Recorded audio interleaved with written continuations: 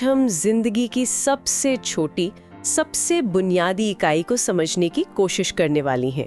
विषय है जीव विज्ञान यानी बायोलॉजी। ये शब्द सुनने में जितना सीधा लगता है, इसकी दुनिया उतनी ही गहरी है। बिल्कुल। बायोस यानी जीवन और लोगोस यानी अध्ययन, जीवन का अध्ययन। और इस अध्ययन की शुरुआत होती है एक सवाल से, है ना, कि आखिर हम बने किस चीज से हैं? सही। और यही सवाल हमें पहुंचाता है कोशिका यानी सेल तक। आज हम इसी कोशिका की दुनिया की सैर पर निकलेंगे।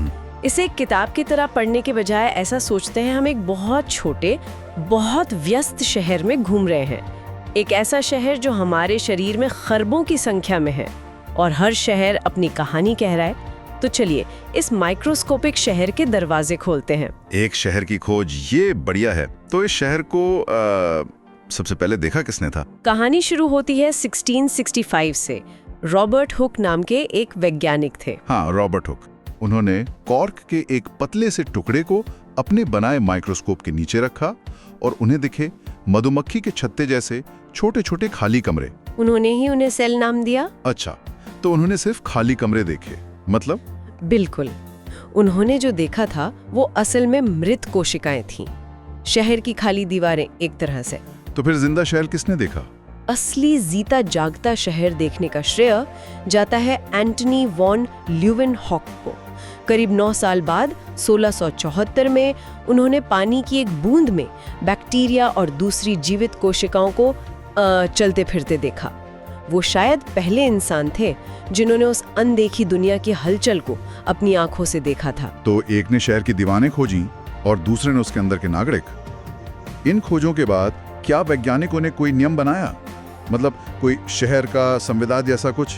हाँ, अब बिल्कुल सही जगह पहुंची। इसके बाद श्लाइडन और श्वान नाम के 2 वैज्ञानिकों ने कोशिका सिद्धांत यानी सेल थ्योरी पेश की। ये इस शहर का सबसे बुनियादी कानून है। और वो क्या कहता है? इसके 2 मुख्य नियम हैं। पहला, हर जिंदा चीज, चाहे वो पौधा हो या इंसान, इन्हीं कोशिकाओं से बनी है। और दूसरा, कोशिका ही जीवन की सबसे छोटी इकाई है, मतलब इससे छोटा कुछ भी अपने आप में जिंदा नहीं हो सकता। ठीक है, तो हर जिंदा चीज इन शहरों से बनी है। पर क्या ये सभी शहर एक ही आकार के होते हैं या इनमें भी छोटे बड़े घर होते हैं? बहुत अच्छा सवाल है। इनमें जमीन आसमान का फर्क होता है। सबसे छोटा शहर यानी सबसे छोटी कोशिका माइकोप्लाज्मा नाम के एक बैक्टीरिया की है, बहुत ही छोटी। वहीं दूसरी तरफ सबसे बड़ा शहर है शुतुरमुर्ग का अंडा। अरे वाह, पूरा अंडा एक अकेली कोशिका? हाँ बिल्कुल, उसे हम बिना माइक्रोस्कोप के देख सकते हैं। वो अकेली एक कोशिका है। कमाल है। और हमारे अपने शरीर में सबसे लंबी कोशिका कौन सी है? हमारे शरीर में सबसे लंबी है तंत्रिका कोशिका यानी नर्व सेल, जो दिमाग से शरीर के दूसरे हिस्सों तक संदेश ले जाती है।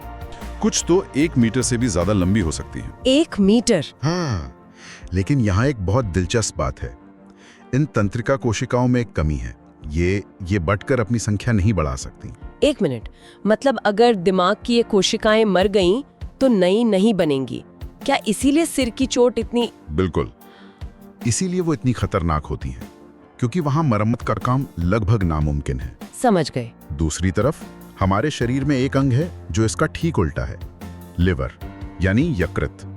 वहां की कोशिकाएं इतनी तेजी से विभाजित होती हैं कि अगर लिवर का कुछ हिस्सा क्षतिग्रस्त हो जाए तो वो खुद को दोबारा बना सकता है, एक सुपर पावर की तरह। वाह, एक तरफ दिमाग है जहां मरम्मत नहीं होती और दूसरी तरफ लिवर जो खुद को ही ठीक कर लेता है। ये दिखाता है कि हर कोशिका का काम कितना अलग है। चलिए अब इस शहर के अंदर चलते हैं। शहर की दीवारें तो हमने देख ली, अंदर क्या है? शहर में घुसते ही हमें सबसे पहले मिलती है शहर की बाहरी सुरक्षा।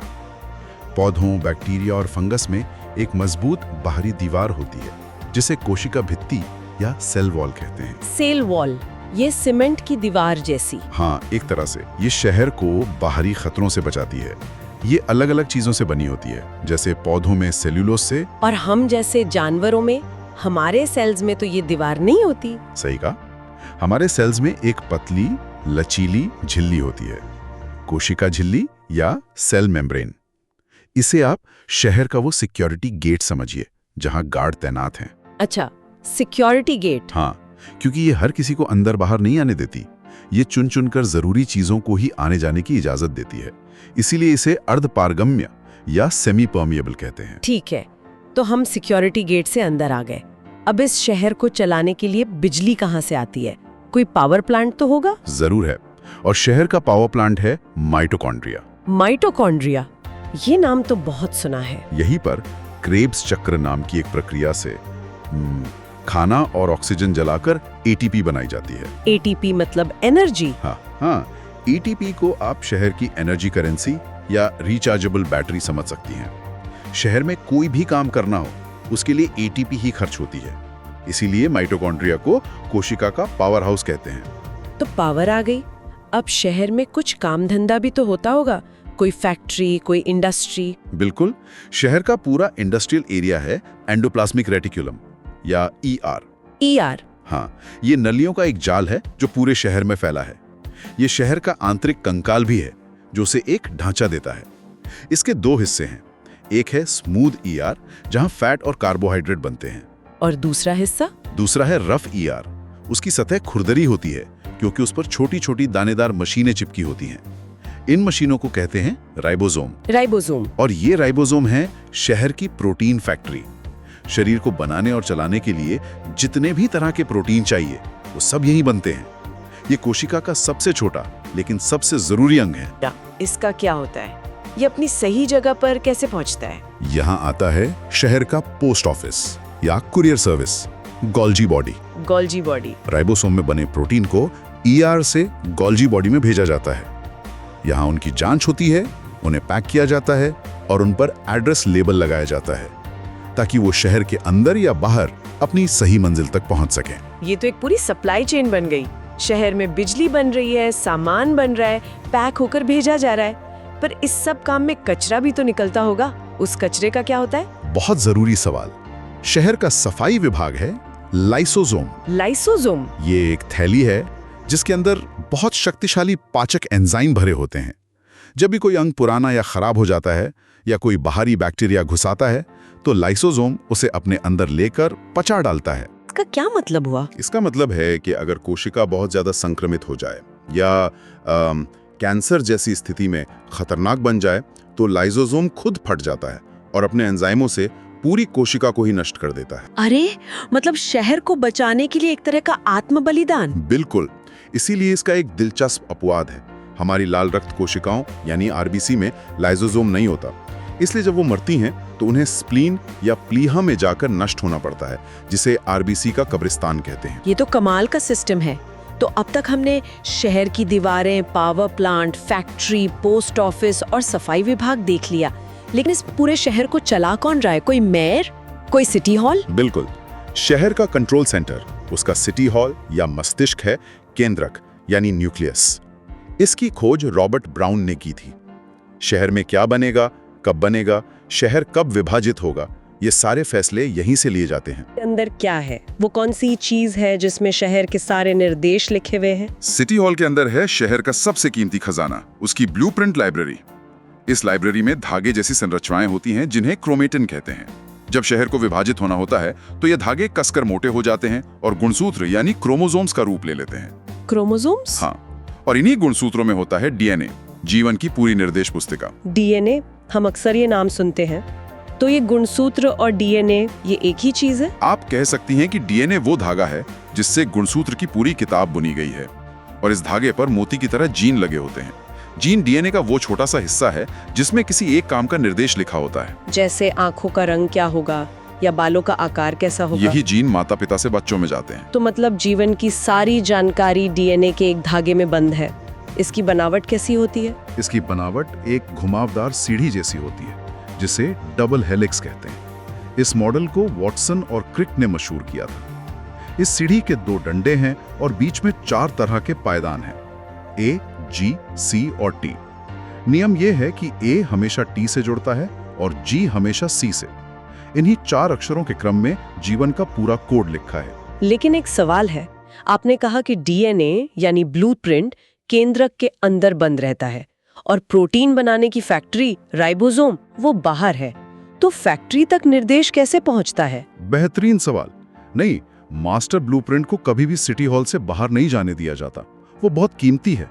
उसकी जगह जिस निर्देश की जरूरत होती है उसकी एक फोटोकॉपी बनाई जाती है। फोटोकॉपी? हाँ, और ये फोटोकॉपी है RNA, ribonucleic acid. RNA single strand वाला होता है और ये केंद्रक से निर्देश लेकर राइबोसोम तक जाता है। इस पूरी प्रक्रिया को ऐसे समझें, डीएनए से डीएनए की कॉपी बनाना कहलाता है रेप्लिकेशन, डीएनए से आरएनए की फोटोकॉपी बनाना कहलाता है ट्रांसक्रिप्शन, और फिर उस आरएनए फोटोकॉपी को पढ़कर प्रोटीन बनाना वो कहलाता है ट्रांसलेशन। वाह, कितना सटीक और सुरक्षित सिस्टम है। तो अब हमारे पास एक पूरा काम करता हुआ शहर है। अब ये शहर अपनी आबादी कैसे बढ़ाता है? एक शहर से 2 शहर कैसे बनते हैं? ये होता है कोशिका विभाजन या सेल डिवीजन से। हमारे शरीर में ज्यादातर जगहों पर समसूत्री विभाजन या माइटोसिस होता है। इसमें एक कोशिका खुद की एक सटीक कॉपी बनाती है जिसमें गुणसूत्रों की संख्या बराबर रहती है। अच्छा, जैसे जब हमें चोट लगती है और घाव भरता है, वो इसी से होता है? बिल्कुल, वो इसी विभाजन से होता है। ये शहर की फोटोकॉपी करने जैसा है। ठीक है, ये तो हुई मरम्मत और विकास की बात, लेकिन नई पीढ़ी कैसे बनती है? उसके लिए एक खास तरह का विभाजन होता है जिसे अर्धसूत्री विभाजन या मियोसिस कहते हैं। यह सिर्फ जनन कोशिकाओं में होता है, यानी स्पर्म और ओवम में। और इसमें क्या अलग है? इसमें एक कोशिका से 4 कोशिकाएं बनती हैं, लेकिन हर नई कोशिका में गुणसूत्रों की संख्या आधी हो जाती है। हमारे शरीर की हर कोशिका में 46 गुणसूत्र होते हैं, लेकिन शुक्राणु और अंडाणु में 23 होते हैं। आधी संख्या क्यों? ताकि जब 23 गुणसूत्र वाला शुक्राणु 23 गुणसूत्र वाले अंडाणु से मिले तो बनने वाले नए जीवन में गुणसूत्रों की संख्या वापस 46 हो जाए। ये प्रकृति का तरीका है ये सुनिश्चित करने का कि हर पीढ़ी में गुणसूत्रों की संख्या स्थिर बनी रहे। ये तो बहुत ही बुद्धिमानी भरा डिजाइन है, लेकिन क्या इस प्रक्रिया में कभी कोई गलती हो सकती है? क्या हो अगर गुणसूत्रों की संख्या 46 के बजाय 45 या 47 हो जाए? हाँ, और जब ऐसी गलतियां होती हैं तो कई तरह की आनुवांशिक स्थितियां पैदा होती हैं जिन्हें सिंड्रोम कहते हैं। जैसे टर्नर सिंड्रोम में महिलाओं में एक गुणसूत्र कम यानी 45 हो जाता है, जिससे उनका शारीरिक विकास पूरी तरह नहीं हो पाता है। या क्लाइनफेल्टर सिंड्रोम में पुरुषों में एक गुणसूत्र ज्यादा 47 हो जाता है, और डाउन सिंड्रोम में भी गुणसूत्रों की संख्या 47 हो जाती है। ये उदाहरण दिखाते हैं कि गुणसूत्रों का सही संतुलन जीवन के लिए कितना जरूरी है। तो आज हमने एक अकेली कोशिका के अंदर पूरे शहर की सैर की, उसकी खोज से लेकर उसके power plant, factory, post office, city hall और यहाँ तक कि उसकी ब्लूप्रिंट लाइब्रेरी तक। और ये भी समझा कि ये शहर कैसे अपनी आबादी बढ़ाता है और कैसे कभी-कभी उन ब्लूप्रिंट्स में गलतियां हो जाती हैं। ये सोचना ही हैरान करता है कि ये सब कुछ इतनी छोटी सी जगह में हो रहा है। बिल्कुल। और अंत में एक विचार, हमारे स्रोत बताते हैं कि वायरस यानी विषाणु कोशिका सिद्धांत का पालन नहीं करते हैं। वो इन शहरों की तरह नहीं है, वो कोशिकाओं से बने ही नहीं होते। तो वो क्या है? वे तो बस प्रोटीन के खोल में लिपटे डीएनए या आरएनए के टुकड़े हैं। और ये एक बहुत ही दिलचस्प सवाल खड़ा करता है, अगर वायरस जीवन के इस सबसे बुनियादी नियम इस शहर की परिभाषा में ही फिट नहीं होते, तो क्या हमें उन्हें वाकई जिंदा मानना चाहिए? वो तो ऐसे घुसपैठिए हैं जो हमारे शहर की मशीनरी पर कब्जा करके अपनी कॉपी बनाते हैं। ये सवाल हमें जीवन की अपनी परिभाषा पर दोबारा सोचने को मजबूर करता है, और विज्ञान में आज भी इस पर बहस जारी है।